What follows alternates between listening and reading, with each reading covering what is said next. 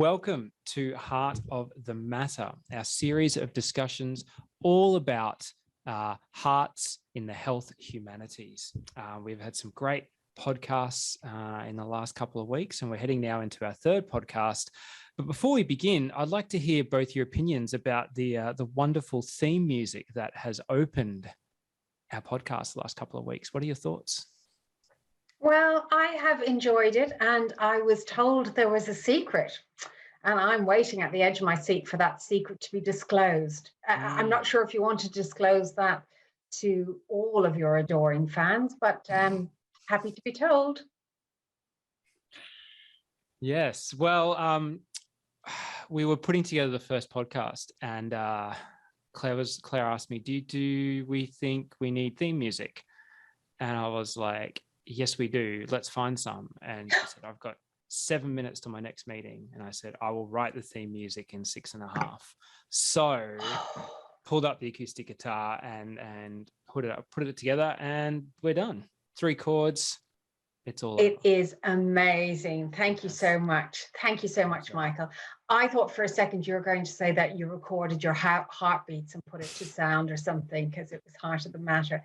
But I'm not disappointed to hear that you managed to compose the theme music for the podcast series in 6.5 minutes. Yeah. You know what doesn't surprise me somehow is that the secret that Michael has shared, just flagrantly self-promotion. That's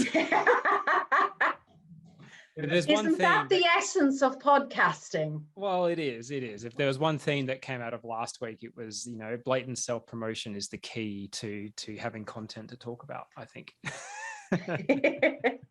You're just trying to get a gig as a musician. That's what's happening here. You're trying to transition out of academia. See my Twitter. There'll be links. Yes. Well, I think we need to copyright that music, actually. I think so. So if anyone is out there is trying to rip that music, it is the property IP of Michael. Yes, please give us all your royalties. Amazing. We're currently running on a budget of 0 for this. So any money that comes in. I think we're minus, aren't we? Because I think I owe you guys already. Didn't we say a bottle of wine or something? Anyway. That sounds good. Why do I get a bottle of wine? I'm happy about it. We were the first guests. Yeah. Oh, right. Yeah. Okay. Yeah. I know it was a long time ago. It was actually 7 days ago, Claire, but that's okay. That's okay. Because in fact, today we are going to combine some thinking around the brain and the heart. So this might help you, Claire, when we're remembering past 7 days previously. So we're going to look at the work of Lucas Parra and his team at the Parra Lab, and in particular, their most recent article, which is Conscious Processing of Narrative Stimuli Synchronizes Heart Rate Between Individuals. Yeah, I think you're getting a bit ahead of yourself, Bríd. My poor memory means that I am not quite there yet. Can we just have a quick follow-up from our last discussion?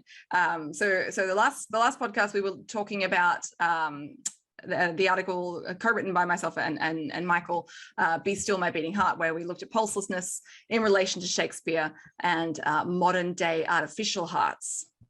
And thank you, Claire. Mea culpa. Yes, because there was a little closing word to be said about that podcast, because word did get out about our topic, and Professor Angus Cook, who's also from UWA, let us know that he had come across some interesting research in relation to pulselessness.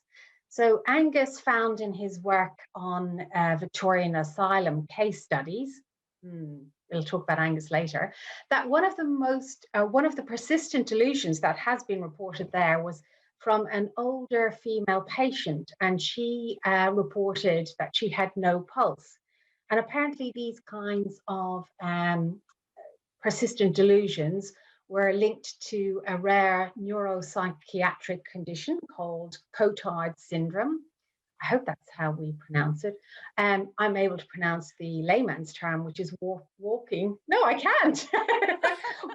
Walking corpse syndrome. So this was first described back in 1882. So of course, this is really now a self-perceived lack of a pulse arising because people patients believed as a manifestation of their syndrome that their signs of life had in fact been extinguished. So fascinating stuff, really, on the old pulselessness. But back to the subject at hand. So, Michael, can you give us the highlights of today's research? Also, can I just say, I think we just crossed over into zombie territory there. So I think we just did a heart of the matter zombie crossover. The Walking Dead. Yeah. What do you call it when you get crossover in TV shows? You know, when characters from, it's just called crossover. Okay. Well, that's what we have. Thank you, Bríd. I'm going to shut up now and let Michael keep going. No, I think there is another word for it, but because we can't remember beyond 7 days. That's the problem. That's my problem. Yeah. All right. This article this week. Look, I'm going to give the scientific summary, and then I'm going to break it down into a bit more understanding, because I think their scientific summary that they've put in their abstract is a bit hard to digest at first. But basically, the scientific summary is that narrative stimuli can synchronize fluctuations of the heart rate between individuals, and that this interpersonal synchronization is modulated by attention and can predict memory. These effects on the heart cannot be explained by modulation of respiratory patterns, and that this synchrony is lower in patients with disorders of consciousness. So it's a bit of a mouthful, but to break all that down a little bit, our heart rates, they fluctuate under many conditions. I'm sure you're aware of your heart racing when you're nervous or when you're exercising, or slowing down when you're relaxing or meditating. We can also control our heart rate with our breathing. So if we slow our breathing down, our heart rates can also slow down too, right? So the hypothesis explored by these investigators was that, conscious processing of information or stimuli changes our heart rate, okay? In this case, they tried a lot of different information process or conscious processing information through stimuli. But one of the findings they found was that heart rate changes synchronously among people listening to the same story. So all these different people were listening to a story asynchronously, so one after the other.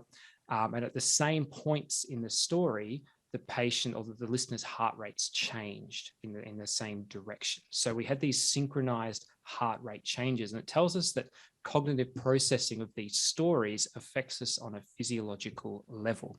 And it's confirmed by the fact that patients with disruptions in the level of consciousness, they didn't exhibit the same level of synchronicity in their heart rate variability. So the big news out of this is that if we identify these fluctuations, it can help distinguish patients who've got some form of conscious disruption with healthy controls. I just find this so incredible. It's just, I struggle to get my head around this. It just blows my mind that groups of listeners' heart rates can synchronize because of storytelling. I mean, it's such a beautiful example of where health humanities, I think, can go. So just back to this point about the patients with different levels or altered level of consciousness. So say healthier versus more unwell patients, I guess you could say in kind of layman's terms. So potentially what this could do is enable researchers and clinicians to develop tools which have the potential for determining prognosis of patients with altered levels of consciousness. I think I'm right there. So yes, nodding. Yeah. I mean, what I really love about this this research and this paper are things like this sentence. I'm going to quote a sentence from the paper. Stories affect our hearts and bind us together. I mean, that's just something that could be taken out of context. You could read that metaphorically. So this is, again, another thing I love about our project's investigation into the way that we understand the representations of hearts, both literal and figurative, that if you took that out of context, that could be something that a literary studies person said, or a writer said about narrative, and they're not talking about the heart as organ. They're using it in a symbolic sense. Stories affect our hearts and bind us together. But what's actually going on in this article is they literally mean our physical hearts, our organs, are bound together by stories. Listening to the same narrative leads our heart rates to rise and fall in unison. It's just like, it's mind-blowing. So, I mean, I guess I'm not the only one who thinks so. It is a fascinating headline, and it, in fact, is what the Wall Street Journal led with when they reported on this research. I know, it's absolutely fascinating. I mean, we would like to think as literary sort of researchers that we were on top of this idea, like we do promulgate this sort of idea in our work, but to have it verified empirically is astounding. So it's interesting for us to think about where this research has come from, like how did it come about? Yes, yeah. Well, a little bit of digging prior to this podcast, and I can fill us in a little bit about that question. So Lucas Parra, one of the authors of the study, is a biomedical engineer at City College of New York. So the same role, the same position that Michael has as a biomedical engineer. And he's co-senior author on the study. Parra knew from previous work by his own group and others that people paying attention to the same video or listening to the same story, those people would show similar brain activity. So it was a different focus, not on the heart, but on the brain. So brain activity, no idea how to say so your brain activity suddenly stopped. So we're running our own little experiment here, and we're measuring Claire's brain activity, and we have noticed a sort of slowing down in those mind waves at the moment. Yeah. Are they speeding up for us, Claire? Do you want to jump back in there? I'll jump back in. So the way that they measure brain activity, you can see how I'm avoiding the actual term. Michael, maybe you know the term better than I do. So the way they measure brain activity can often entail quite a complex setup and recording equipment. So it's tricky to do. But this is where kind of the twist comes in the story, when a postdoctoral fellow in Parra's lab and co-first author of the study, so this is Jens Madsen, convinced Parra that the heart may actually yield some interesting results, and that these results would actually be easier to come by than the more difficult, complex way of measuring brain activity, especially difficult to say, let alone to do. It's not just you. That's a very hard word to say. It is electroencephalogram. And I actually had to look up the pronunciation of that while you were talking, because I didn't know how to say it either. So, but I know what it is, right? So EEG is what they call it. Is they stick all these electrodes on your head, and they can then measure the activity of your brain doing different things. And the more electrodes you have on your brain, the more detailed picture they can have of your brain activity, right? Very expensive, very time consuming, prone to errors, especially if you've got a lot of hair. It's hard to actually get the electrodes close to the scalp. So there's a lot of noise that gets picked up. And it can actually make the person feel quite uncomfortable too. They feel like they're in the middle of a science experiment. And so it's very hard to sometimes get. They are in the middle of a science experiment though. Well, I'm thinking more of like science experiment from a horror movie or something like that. Right? Oh no. So back to the zombies. Yes, back to the zombies. So it's time consuming, it's difficult, and it might put the patient in a state of uneasiness, which may not then be representative of what they're actually going through. But your heart rate is a lot easier to measure. You know, our watches do it nowadays. So it's very easy to pull out the heart rate data, and a lot easier. So if there's a link between heart rate and cognitive processing, then that's what these authors were trying to investigate. So following from my own digging, you know, the pair reached out to Jacobo Sitt, I've probably mispronounced that, and I apologize, of the Paris Brain Institute and others, to design a series of experiments to explore how heart rates increase and decrease across listeners. So they did a range of different experiments in this paper. It's really thorough. In the first experiment, they asked volunteers to each listen to 1 minute segments of a story. In this case, it's the very famous 20,000 Leagues Under the Sea by Jules Verne. And the heart rate of participants, which was captured by ECG, where they put kind of electrodes on the person's chest, tended to speed up or slow down at the same points in the story in 17 out of 24 of those patients. So there was statistically significant correlation between those patients. But what they also really showed was the story itself was really important. They randomly shuffled these 1 minute segments, pulling them out of order, just sort of disrupting the narrative.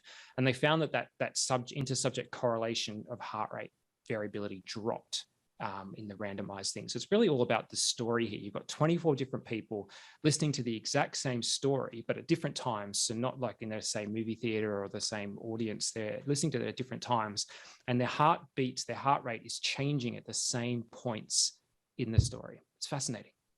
It is. It's absolutely fascinating. And this is where they moved on a little bit. So they started with the Jules Verne's excerpts, as you said.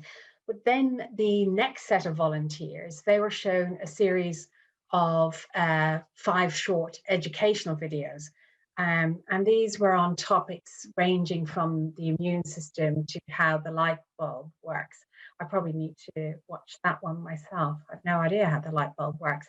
But because these videos were educational and they sort of surmised that there was no underlying emotional variations, this experiment, or this part of the experiment, confirmed that emotional engagement in the story was not playing a front and center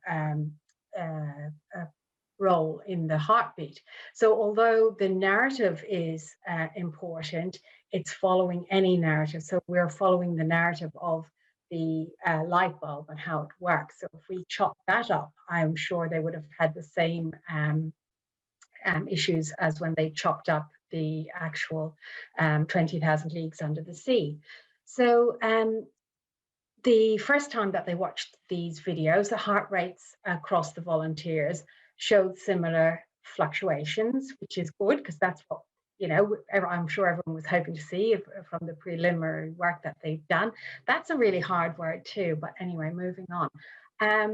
So the participants then watched the videos a second time while counting backwards in their heads. So also difficult.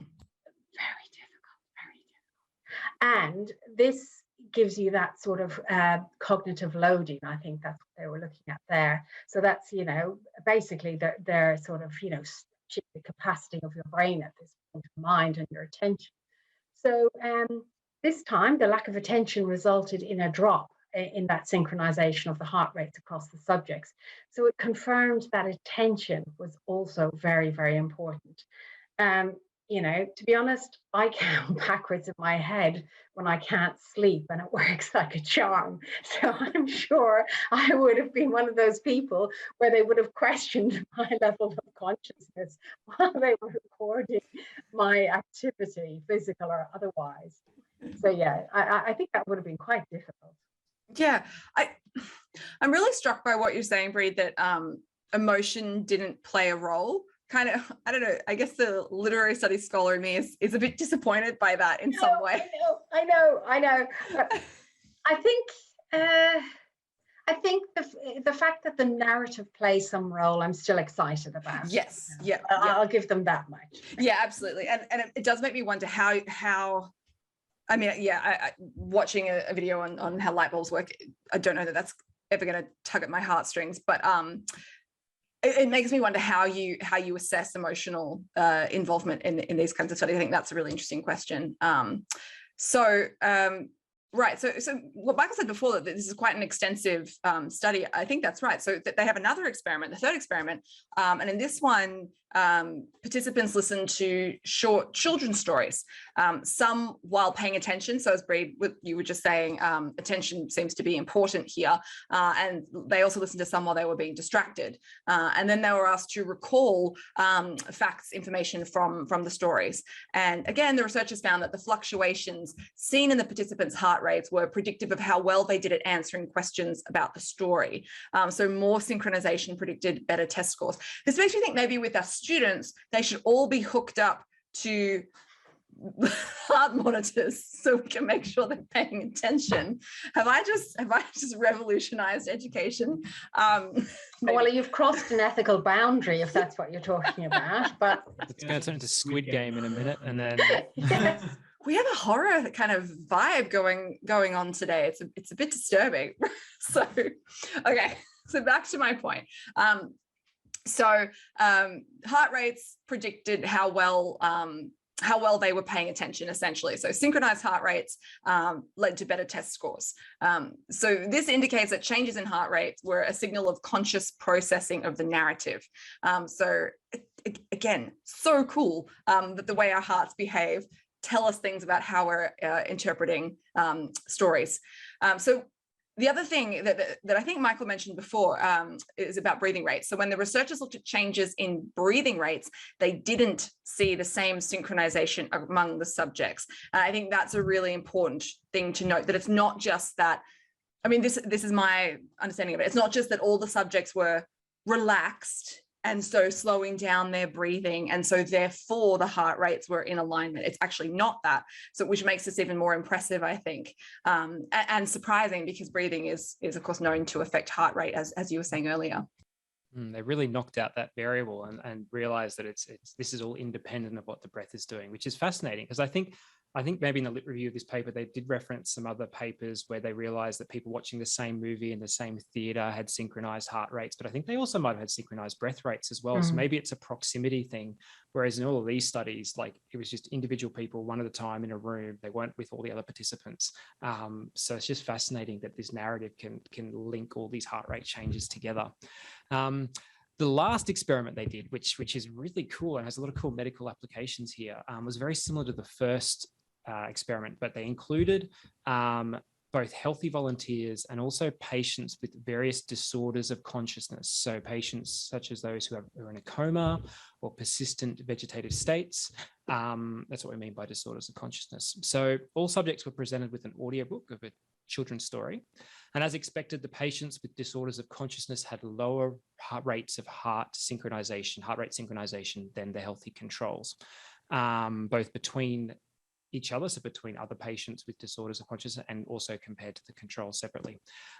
When patients were examined 6 months later, this is really interesting, where some of the patients who exhibited higher synchronization had actually regained some consciousness. Now, the sample size is quite small here, so it's too small, I think too small a study to make any big claims that we can use narrative to quickly identify someone's vegetative or disorders of consciousness. But like, the signs are pretty promising there. If you expand this out to a bigger study, it's definitely worth investigating. Absolutely. I think, this really points to the value of, larger scale, longitudinal studies that could answer, some of the more, pertinent questions about, can we make it a tool? So this is exactly where that idea has come from, about developing a tool that could indicate the prognosis of those with altered consciousness. So I think, if we could fund that sort of research, and I'm sure Parra and his team are looking into that, and that it would be really fundamentally changing for the medical world, because I think that sort of prognosis in those patients it can be very, very difficult, and it's very difficult for clinicians. It's also very difficult for obviously the patient, but the patient's family as well, when there is no way of predicting what's going to happen in the future. And imagine having some tool that could say, this patient is improving, even though there's no other test that we can do because they're unconscious or they're in a coma. This is one way that we could actually see if there's actually any change in the patient's condition, non-invasive. Absolutely. And I think they're also they're also thinking about other ways that we could use it. So we could use it to understand any connections between the brain and body, and how mindfulness works, because a lot of people find mindfulness in their life very rewarding. So if we could actually underscore that with some evidence as to why or how that is working within the physical body, I think we can sort of promote those those practices in positive terms. But I think Parra also said that neuroscience is opening up in terms of thinking of the brain as part of an actual anatomical physical body. It's not a separate organ that functions independently of the body. It does implicate itself in more ways than we actually could imagine, I'm sure, at this point in time. The research needs to be done out there. So, you know, I think this research is a great stepping stone in looking at how that connection works and how the brain affects the body.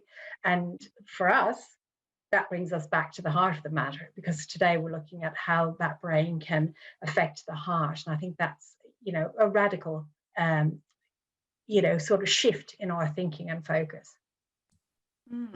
Yeah, absolutely. And I mean, for this team, they've discovered that it's paying attention to the actions in the story, which is important.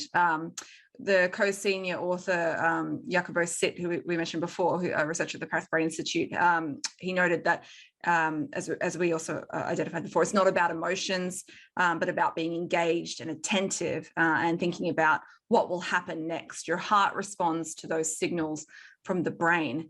And just to come back to this point about the role of the emotions, I wonder if, because we've kind of talked about how this research could lead to further benefits in the medical field in terms of looking at prognosis for those with altered states of consciousness, so those people who are in comas, working out the potential likelihood of them perhaps regaining some consciousness, as we were talking about before.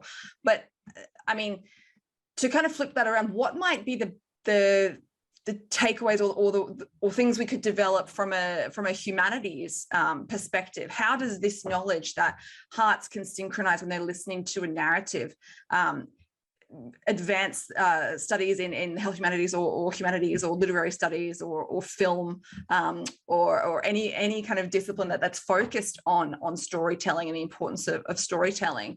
I mean, I've been thinking as we were talking, what would happen if a study like this was replicated, but with a deliberate emphasis on, say, incorporating emotional assessment? How might including or focusing on texts that are designed to elicit certain emotional reactions, how might that change the results? Would it change the results? Would we get more or less synchronization when you've got people emotionally invested in what they're hearing? And I was thinking about that in relation to things like, say, climate fiction, a kind of growing field of literature and an increasingly urgent one, and one that does elicit very strong emotional reactions from readers. So, I mean, that's just one kind of random way that you might think about applying these ideas into arenas that are more focused on perhaps the storytelling side than the medical side, perhaps. Yeah, and I think maybe we can develop this aspect of the research to underpin and scaffold other things we do with literature for positive health benefits. So, for example, if you if you're running a narrative medicine sessions for, stress relief, for mitigating burnout, which I was doing I did 2 hospital sessions last week, and we create this safe space by reading the same narrative out loud, and everyone listens to it twice, and then we engage fully. The attention has to be on the narrative. And I wonder, is that calming, safe space, we're synchronizing ourselves, in the room, but also what struck me was the absence of emotion. But maybe it's, we could couch it in different terms. Maybe it's the focus of attention, which actually allows our brain to dampen down emotional responses and give us a space, because reading does help anxiety. Those narrative medicine sessions do help with stress and burnout. So maybe it is about the attention, which allows us to mitigate excessive, uncontrollable emotions. And this, funnily, relates directly to early modern thinking, which I find absolutely, fantastic. I think we can learn so much, but when you go back and you look at people who are overly distressed by grief, perhaps Hamlet, like he's overly distressed by grief, and he is told that he needs to keep his emotions in check. He needs to use his reason. This is going to separate him from the children and the animals, that I refuse to work with in an earlier podcast. But it's that medical treatises which are expounding the use of reason and focused attention on how you are processing your emotions, which will bring you positive results. So I just think that connection is fascinating as well. I love that example, Bríd. That's brilliant. I love that you worked in some Shakespeare there. Always, Claire. Happy to help. Two Shakespeareans, it was inevitable. Oh, I have one for you too, Michael, if we're going back to the biomedical. Yes, please. That popped into my mind. I use a text, The Diving Bell and the Butterfly by Jean Bobet. And this is written by in the first person by someone who had locked-in syndrome after a catastrophic cerebrovascular accident. And there's always this, conversation that, you don't know that someone has locked-in syndrome, until you might see the one blink of the one eye because they can't move. I'm just wondering, could this research have implications there if their heart rate synchronized to the narrative, because they're obviously able to hear everything that's going on? Maybe we would be able to identify these patients earlier. And I think that would be fascinating. That's a really good point. I don't know a lot about locked-in syndrome, but from what you've discussed with Claire just then, and this idea of it's the focus of attention on a narrative. So if the person's able to focus their attention, and then we can use a narrative or a story to help identify how much focus of attention they have, that would certainly be a way we might be able to potentially identify people with locked-in syndrome. I'm not sure how they do it now. Do you know how they what kind of diagnosis thing they do now? Or I'd have to say no. I would imagine it's EEGs again, which is what, electroencephalograms. Yep, pronounced it more correctly than I did. She's just showing off now. There's a reason. I'm done. There's a reason they abbreviated that one. I think it's just EEG. I think that's now the replacement word for that. We're going to forget what it was defined. Just EEG. Or you could ask me. Or we could ask Bríd. Yeah. No. Good times. I had one other thing that came out of this article that I really liked. There was one line that I really liked in this paper, and it was all about one suggestion I had at the end, which was personalizing the story for each patient as a future work. So the idea is they keep the same kind of story arc or narrative arc, but replace the main character's name with the patient's name or the person's name to see whether that would provide a greater focus of attention on the story. And I think that's probably a no-brainer. I'd imagine, if they were saying Michael Stevens is going on this great adventure under the sea, I would be extremely involved in that. Maybe that makes me very self-absorbed, but I don't know. Would you though? Because it's also ruining the fiction, because all of a sudden you're kind of intruding into the narrative. I'm not sure how I feel about that one. It seems like a bit of maybe an overly simplistic way of getting people to be engaged in a story. Do you think are we that narcissistic that we need to see ourselves? Bríd's like, yes, we are. That we need to have our names in a story to really, pay attention. But then I think that goes back to, if you're in a crowded room or at a function, you don't hear much of the chatter around you, but you can identify if someone says your name. So it does give you that little hit of attention. So I'm not sure that it is a bad thing. But then that becomes not so much about paying attention to the narrative for narrative's sake. It's a very different kind of investment in what you're listening to. I mean, it's an interesting proposition. I think there's so many ways you could experiment with the kinds of narrative being shared, and then the effect that it had on the listeners.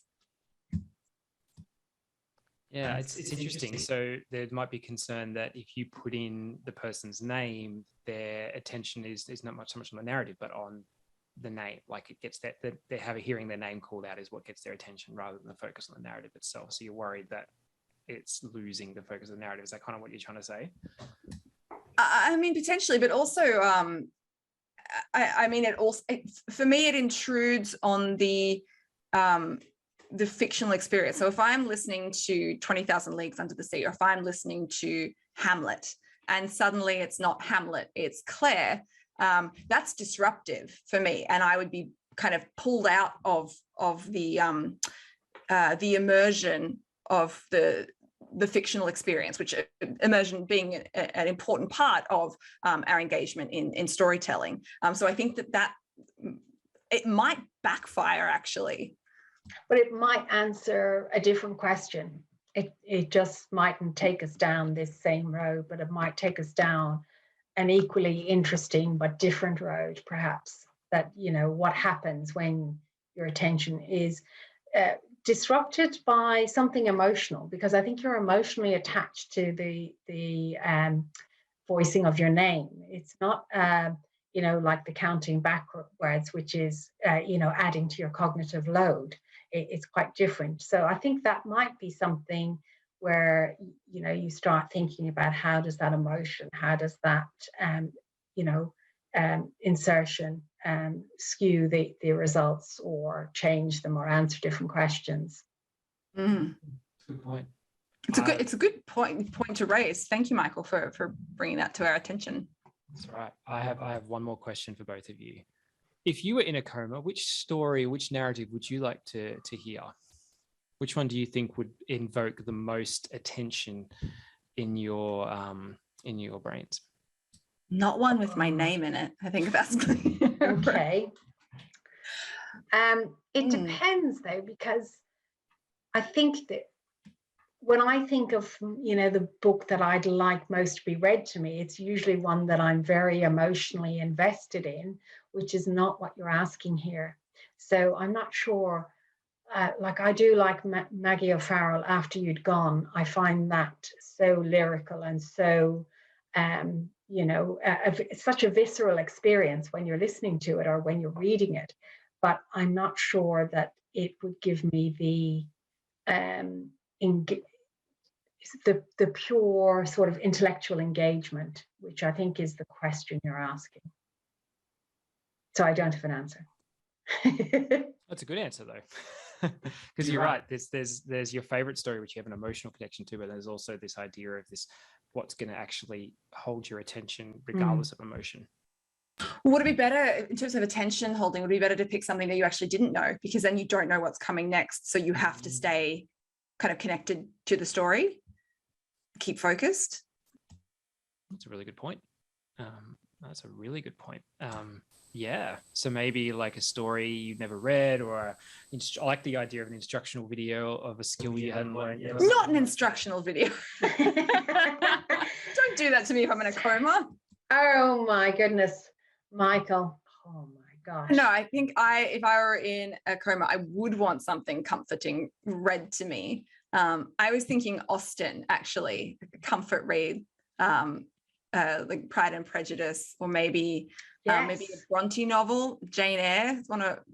I don't know, one of the ones I'll read over and over again, but it doesn't really answer the question about whether it would be best to hear something new to keep attention. Because I guess here we have kind of a distinction between attention and emotion, right? So what is emotionally comforting might not actually be what's useful to hold your attention. So would need to be something with a hook that keeps you going, which may not necessarily be your favorite novel or your favorite piece of literature at all. Exactly. Yeah. It's really, that's fascinating. Maybe it's zombies. zombie story, Walking Dead. On that note. All right, so let's bring this back home.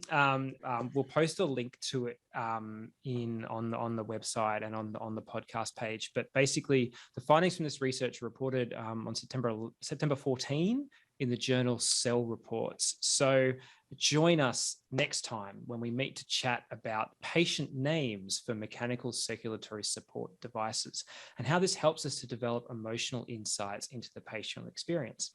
But for now, it's bye from me. Slán go leat. Bye, everyone.